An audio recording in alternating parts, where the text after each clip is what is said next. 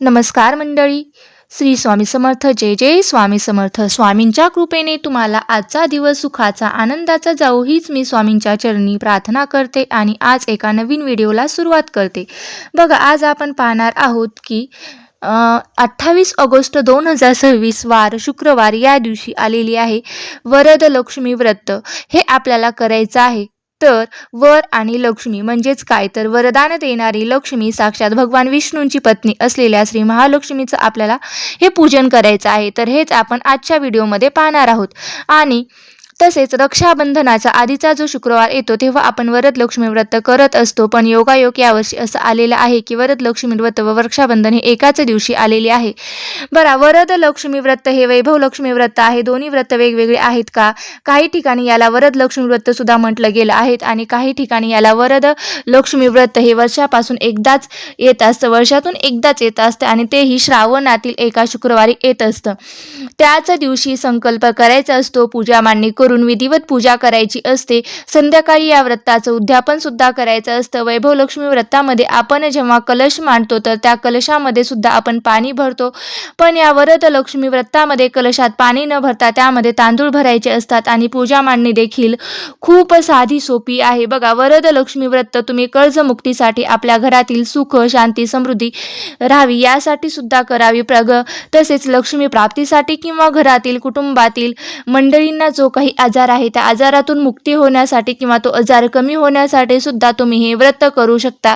म्हणजे प्रत्येक महिलेने आपल्या घरामध्ये धन धान्याला बरकती राहावी यासाठी सुद्धा हे व्रत आवर्जून करायचं आहे. तर बघा, थोडक्यात काय, तर हे एकाच दिवसाचं व्रत आहे म्हणून आवर्जून करावं असं मी म्हणते. आणि ते कसं करायचं, काय करायचं या संदर्भातली संपूर्ण माहिती मी तर तुम्हाला या व्हिडिओमध्ये देणारच आहे. त्यामुळे काय करायचं आहे तर तुम्हाला व्हिडिओ स्किप न करता शेवटपर्यंत नक्की पाहायचं आहे, ऐकायचं आहे, जेणेकरून तुम्हाला संपूर्ण माहिती मिळून जाईल. बघा, सगळ्यात आधी तुम्हाला काय करायचं आहे तर पूजाची मांडणी करायची. ही पूजाची मांडणी कधी करायची, अर्थात 28 तारखेला म्हणजेच शुक्रवारी आपल्याला ही पूजेची मांडणी करायची आहे. 28 तारखेला हा शुक्रवार आलेला आहे आणि त्या दिवशी सुद्धा पौर्णिमा देखील आलेली आहे. म्हणजे दोन मोठा योग, हा महायोग या दिवशी जुळून आलेला आहे आणि त्यामुळे पौर्णिमा आणि पौर्णिमेच्या दिवशी आपल्याला ही सेवा आवर्जून करायची आहे. कारण पौर्णिमा ही माता लक्ष्मीला समर्पित असते. तर ही मांडणी तुम्ही सकाळी केली तरीही चालेल किंवा जेणेकरून तुम्हाला दिवसभरात तुमच्या घरात दिवसभरात कधीही करू शकता, जेणेकरून तुमच्या घरात वैभवलक्ष्मी व्रत करता येईल. बघा, या पद्धतीने तुम्हाला वैभवलक्ष्मीची मांडणी असते. आता त्याच्या शेजारीच तुम्हाला ही मांडणी करायची आहे. आता ही मांडणी तुम्ही दिवसभर करून ठेवण्याचा प्रयत्न करा, म्हणजे जेणेकरून दिवसभर माता लक्ष्मीचा वास आपल्या घरात राहील. अर्थात वैभवलक्ष्मीची मांडणी आपण संध्याकाळी करत असतो आणि ती दर शुक्रवारी करत असतो. आणि वरदलक्ष्मीची मांडणी ही वर्षातून एकदाच करायची असते. हे व्रत वर्षातून एकदाच केलं जातं आणि एकाच दिवशी हे केलं जातं. म्हणून हे सकाळी मांडणी करा आणि अगदी सकाळी तुम्ही 5ला 6ला करा किंवा ब्रह्ममुहूर्तावर केलं तरीही चालेल, ते तर अतिउत्तम आहे. पण ज्यांना शक्य होत नाही त्यांनी लवकरात लवकर मांडणी करता येईल याचा प्रयत्न करावा.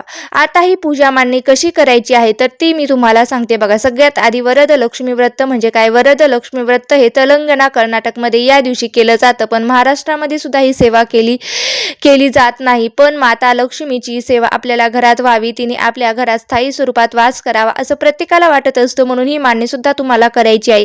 आता ही सेवा देखील करायची आहे कारण ही माता लक्ष्मीची सेवा आहे आणि त्यामुळे तुम्ही ही आवर्जून करावी.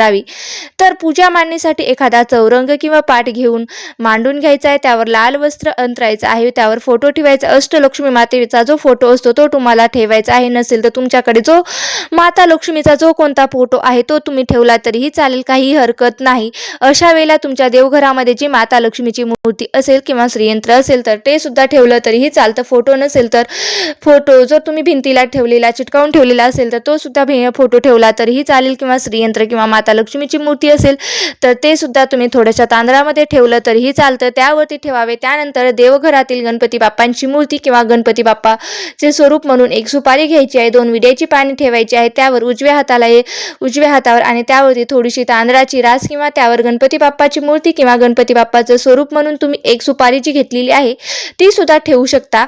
आता माता लक्ष्मीच्या फोटोसमोर किंवा मूर्तीसमोर किंवा श्रीयंत्रासमोर एक तुम्हाला गव्हाची रास टाकायची आहे. त्यावर हळदी कुंकू अर्पण करायची करायचा आहे आणि त्यावर एक कलश ठेवायचा आहे. त्या कलशाला 5 कुंकवाने उभ्या रेषा ओढून घ्यायच्या आहेत आणि त्या कलशामध्ये कंठापर्यंत तांदूळ तुम्हाला भरायचे आहेत. म्हणजे काय करायचं आहे तर तो कलश जो आपण घेतलेला आहे तो पूर्ण तांदळाने भरून घ्यायचा आहे. त्यावरती हळद कुंकू अर्पण करून घ्यायचं आहे. त्यानंतर एक तेलाचा दिवा, त्याचसमोर तुम्हाला एक तुपाचा दिवा सुद्धा लावून घ्यायचा आहे. माताला लक्ष्मीला सुगंधित प्रिय व सुगंधित अगरबत्ती खूप आवडतीत आहे आणि तिला सुवासिक धूप दीप अगरबत्ती फुलं मोगऱ्याचा गजरा जो आहे तो आपल्याला आवर्जून पूजेमध्ये घ्यायचा आहे.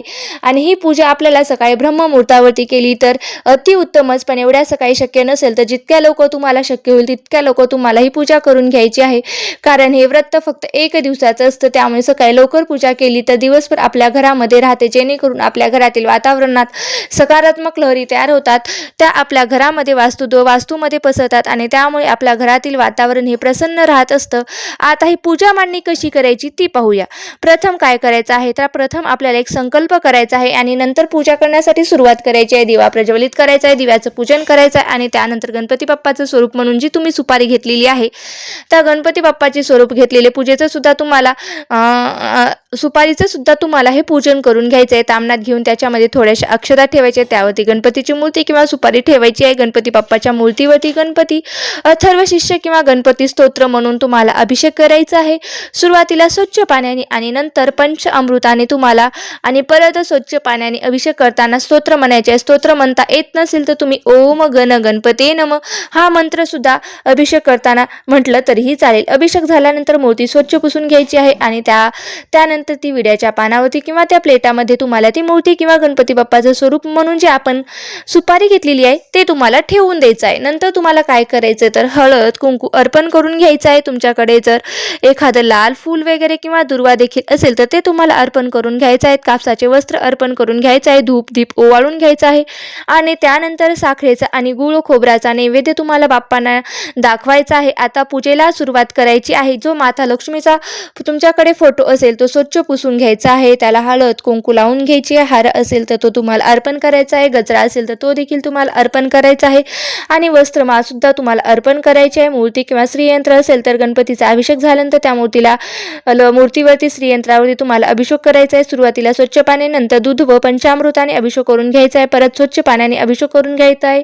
आणि श्री सुक्त तुम्ही म्हणू शकता किंवा माता लक्ष्मीचा जो कोणता तुम्हाला मंत्र येत असेल तो मंत्र तुम्ही म्हटला तरीही चालेल. मंत्राने तुम्हाला 108 वेळा अभिषेक करू शकता किंवा 21 किंवा 51 वेळा मंत्र म्हणून सुद्धा तुम्ही अभिषेक करू शकता किंवा श्री सुक्ताचं तुम्ही 11 वेळा किंवा 16 वेळा किंवा 9 वेळा म्हणून सुद्धा अभिषेक करू शकता. आता त्यावर ते श्रीयंत्र किंवा मूर्ती स्वच्छ पुसून जागेवर ठेवायची आहे. माता लक्ष्मीला हळद कुंकू अर्पण करायचं आहे, लावायचा आहे, गजरा अर्पण करायचा आहे, लाल फुलं अर्पण करायचे आहे, वस्त्रमाळ अर्पण करायची आहे आणि जो तांदळाने आपण भरलेला कलश आहे तो आपण ठेवायचा आहे. त्यावर एक नारळ ठेवायचा आहे. नारळ पाण्याने भरलेला असावा. आपल्याकडे कोणी ओटीत दिलेले वगैरे नारळ नसावा, आपल्या स्वतःच्या पैशाने आणलेला असा तो नारळ असावा आपल्याला ठेवायचा आहे. आणि यानंतर नारळाला हळद कुंकू अर्पण करायचं आहे, वस्त्रमाळ अर्पण करायची आहे, गजरा देखील अर्पण करायचा आहे, धूप दीप ओवाळून घ्यायचं आहे. हे सगळं करत असताना ओम श्री महालक्ष्मी नम, ओम श्री महालक्ष्मी नम किंवा श्री सुक्ताचं तुम्ही पठण करू शकता किंवा महालक्ष्मी अष्टकम सुद्धा तुम्ही म्हणू शकता.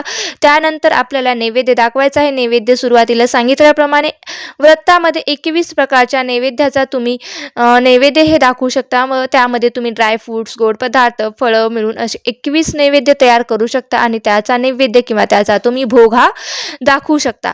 त्यामध्ये काजू, मनुके, बदाम, वेगवेगळी फळं, गोड पदार्थामध्ये खीर, पेढे, दूध, साखर, बासुंदी किंवा अजून जे काही पदार्थ तुम्ही बनवलेले असतील असे 21 पदार्थ जे आहे ते तुम्हाला थोडे थोडे पदार्थ छोट्या वाटीमध्ये किंवा प्लेटमध्ये घ्यायचे आहेत. आणि आता हे तुम्ही ड्रायफ्रूट्स, मग काजू, बदाम जे असेल ते माता लक्ष्मीला देखील अर्पण करू शकता. फक्त दूध साखरेचा नैवेद्य जरी देवी मातेला अर्पण केला तरी तो देवी मातेला खूप प्रिय आहे. तुम्ही दूध खीर देखील अर्पण करू शकता. अगदी तुम्ही शिरा जरी केला तरी काही हरकत नाही. लवंगा बघा, आता आपल्याला जो करायचा आहे तो लवंग. आता मला माता लक्ष्मीला लवंग ही खूप जास्त प्रिय आहे.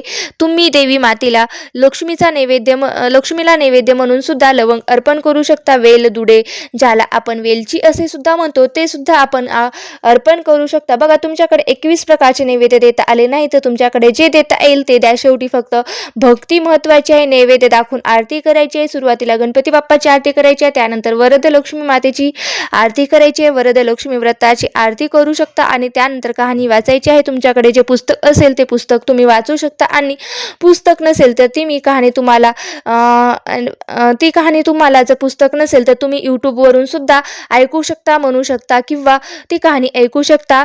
जर तुम्हाला पाहिजेच असेल तर तुम्ही कमेंट बॉक्समध्ये सांगा, मी ती तुम्हाला कहाणी माझ्या यूट्यूब चॅनलवर सुद्धा अपलोड करून देईल. आता या दिवशी उपवास करायचा असतो का? उपवास दिवसभर करायचा आहे आणि संध्याकाळी आपल्याला उद्यापन झाल्यानंतर हा उपवास सोडायचा आहे. उपवासाला तुम्ही फळं खाऊ शकता, ज्यूस देखील घेऊ शकता, चहा, कॉफी, दूध सुद्धा घेऊ शकता. हवं असेल तर साबुदाणा किंवा भगर गोड पदार्थ बनवून सुद्धा खाऊ शकता, पण शक्यतो तिखट मिठाचा वापर करू नये. बघा, आपल्यापैकी बरेच जण असे आहेत की डॉक्टरांनी उपवास करू नका असं सांगितलेलं आहे आणि त्यांना हा उपवास करण्याची इच्छा आहे, म्हणजेच हे व्रत करण्याची इच्छा आहे. तर अशा वेळेला तुम्ही गोळ्या वगैरे सुरू असतील तर उपवासाचे तिखट पदार्थ खाऊ शकता, पण त्यामध्ये मीठ जे आहे ते तुम्हाला उपवासाचं वापरायचं आहे. त्याला आपण सैंधव मीठ असं सुद्धा म्हटलं जातं. त्या मिठाचा वापर करा आणि तिखट मिठाचा जर फराळ करणार असाल तर तुम्ही फक्त एकदाच खा. संध्याकाळी उद्यापनानंतर लगेच आपल्याला हे जेवण करायचं असतं. एकदाच खा आणि संध्याकाळी उद्यापनानंतर आपल्याला लगेच उपवास तो सोडायचा असतो. त्यामुळे आपल्याला हा एकदाच फराळीचं खायचं आहे. आता उद्यापन कसे करावे? उद्यापनासाठी 5, 7, 9 सवासन महिला बोलवायच्या आहेत. जर त्या नाही मिळाल्या तर एक सवासन किंवा एक कुमारिका माता लक्ष्मी स्वरूप मानून तिची पूजा करावी. आता पूजा मांडणी तर आपण सकाळीच केलेली आहे. संध्याकाळी धूप, दीप, अगरबत्ती लावून घ्यायचं आहे आणि काही महिला किंवा कुमारिका ज्या आपल्या घरात येतील त्यांना पाद्यपूजन म्हणजेच त्यांचे पाय वगैरे धुवून स्वच्छ धुवायचे आहेत. त्यांना हळद कुंकू लावायचं आहे. त्यांना बसण्यासाठी आसन द्यायचं आहे. त्यांना पिण्यासाठी तुम्ही चहा, कॉफी किंवा दूध देखील देऊ शकता. तुम्हाला हवं असेल तर खीर बनवू शकता किंवा तुम्हाला जर हवं असेल तर तुम्ही अगदी जेवण सुद्धा बनवू शकता. आता वरण, भात, भाजी, पोळी त्यामध्ये एखादा गोड पदार्थ स्पेशली खीर बनवायची आहे आणि स्वयंपाकघरामध्ये कांदा, लसूण याचा वापर अजिबात करायचा नाही. तसेच यापैकी जे शक्य असेल ते तुमच्या सवासींना खाण्यासाठी किंवा पिण्यासाठी देऊ शकता. यानंतर त्यांची ओटी देखील भरायची आहे आणि त्या ओटीमध्ये तुम्हाला एक फळ जे आवर्जून द्यायचं आहे. या प्रकारे तुम्हाला साध्या सोप्या पद्धतीने हे उद्यापन करायचं आहे.